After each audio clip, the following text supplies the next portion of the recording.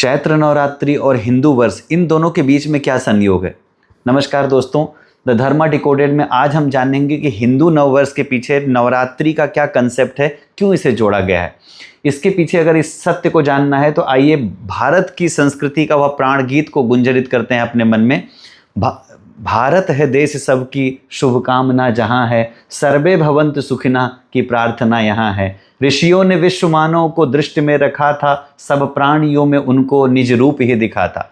मित्रों, जब हिंदू की बात करते हैं तो हिंदू संस्कृति को समझना अनिवार्य हो जाता है। हमें यह जानना चाहिए कि हम जिस भारत भूमि में जन्मे हैं वहाँ सब कुछ प्रकट हो चुका है और वहाँ सब अणु से लेके उस विभू तक सब कुछ विकसित हो चुका है। जहाँ मनुष्यता ने, मानव ने अपने को महामानव, आत्मा ने महात्मा और परमात्मा तक विकसित करने का, एक बुद्ध के रूप में जन्मा राजकुमार एक महात्मा बुद्ध और भगवान बुद्ध बनने की जो कल्पना है, इस भारत की इसी भूमि से जन्मा है। हमारे ऋषियों ने कहा है कि सोम सोम चरित्रम शिक्षेत पृथिव्या सर्वमानवा। हम अपने चरित्र से शिक्षित पूरे विश्व को शिक्षित कर सकते हैं। सप्तदीपा वसुंधरा की बात यहीं से हुई है। सर्वे भवन्तु सुखिना सर्वे सन्तु निरामया की बात इसी भूमि से हुई। तो आज हम इतना ज़्यादा हीन क्यों हैं, हम इतना अभाव महसूस क्यों करते हैं?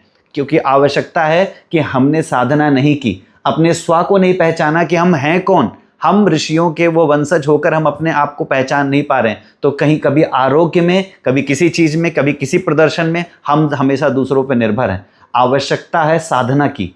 चैत्र नवरात्रि संकेत करता है कि पहले जीवन में साधना की बीज को फोड़ो, उसके बाद फिर इसे विकसित होकर इसे खिलने दो। वही आवश्यकता है। जब गांधी को, सुभाष चंद्र बोस को, महात्मा गांधी को, स्वामी विवेकानंद की तरफ देखते हैं तब हमें समझ में आता है कि कौन है भारतवर्ष के हिंदू। आइए गौरव के साथ इस नववर्ष को मनाएं, लेकिन सबसे पहले अपने भीतर वाले को विकसित करने के लिए। हर हर महादेव।